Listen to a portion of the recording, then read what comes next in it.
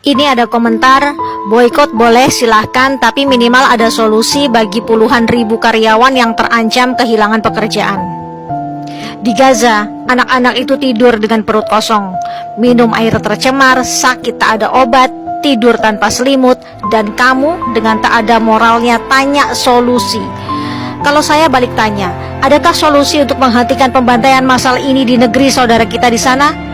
75 tahun tanpa sadar, kita sudah menyokong perekonomian penjajah. Di tahun 1948, banyak ibu-ibu hamil yang perutnya dibedah paksa oleh penjajah hanya untuk tahu bayinya laki-laki atau perempuan. Mereka mengalami penyiksaan, pelecehan, penindasan. Karyawan yang kau bilang terancam PHK itu masih hidup di negara merdeka. Tak ada ancaman, masih tinggal di rumah, bukan di kamp pengungsian. Sakit masih ditanggung BPJS, masih bisa minum air mineral yang bersih, masih bisa makan bahkan ditambah dengan jajan, masih tidur di atas kasur, masih bisa scroll sosial media. Nggak malu masih nanya begitu. Mau kerja di mana? Hello, kamu sepelekan Allah yang maha pemberi rezeki. Kalian pikir Allah hanya mampu memberi rezeki di tempat perusahaan pendukung si kriwil? Kau bilang cari pekerjaan itu tidak mudah. Mungkin iya bagi sebagian orang. Namun kalau kamu mau menelaah peristiwa ini dari kacamata iman, maka kamu nggak akan mengatakan kalian pendukung boikot harus memikirkan solusi untuk puluhan ribu karyawan yang terancam PHK. Kalau kamu muslim, coba sadari kalau ini sebenarnya adalah panggilan jihad dari Allah. Jihad itu memang butuh pengorbanan, macam-macam pengorbanannya. Ada yang harus beralih tempat kerja, ada yang harus beralih produk padahal sudah cocok dengan produk yang diboikot, dan masih banyak lagi. Namanya jihad itu sama-sama berjuang, bukan yang satu pihak berjuang, yang satu minta solusi. Nggak usah caper dengan sok-sokan mikirin nasib karyawan, nggak usah manja dengan minta-minta solusi.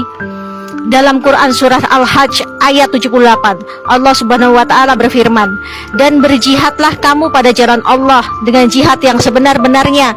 Dia telah memilih kamu, dan dia sekali-kali tidak menjadikan untuk kamu dalam agama suatu kesempitan. Ikutilah agama orang tuamu Ibrahim. Dia Allah telah menamai kamu sekalian orang-orang muslim dari dahulu, dan begitu pula dalam Al-Quran ini, supaya Rasul itu menjadi saksi atas dirimu, dan supaya kamu semua menjadi saksi atas segenap manusia. Maka dirikanlah salat, tunaikanlah zakat, dan berpeganglah pada tali Allah. Dia adalah pelindungmu, maka dialah sebaik-baik pelindung dan sebaik-baik penolong.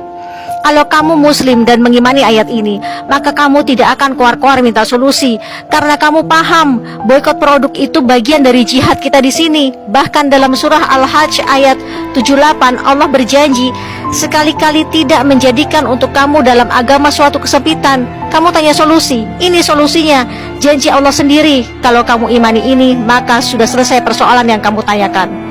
Jihad bukan membela satu pihak dan mengorbankan pihak lain. Bukan begitu mikirnya. Jihad itu sama-sama berjuang sesuai porsinya. Saudara kita di sana berjuang mempertahankan Al-Aqsa dengan bersimbah darah, tanpa rumah, dengan kehidupan yang susah. Jihad kita di sini adalah melumpuhkan perekonomian mereka.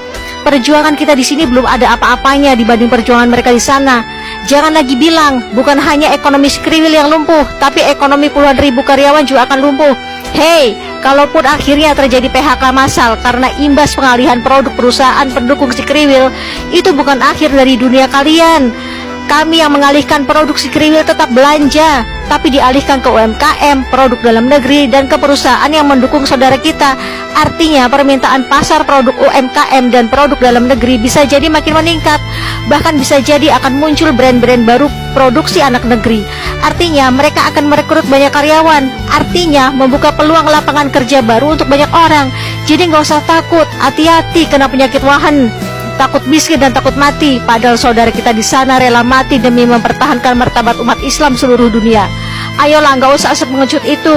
Bisa jadi ini kesempatan kalian untuk menjadi pengusaha baru.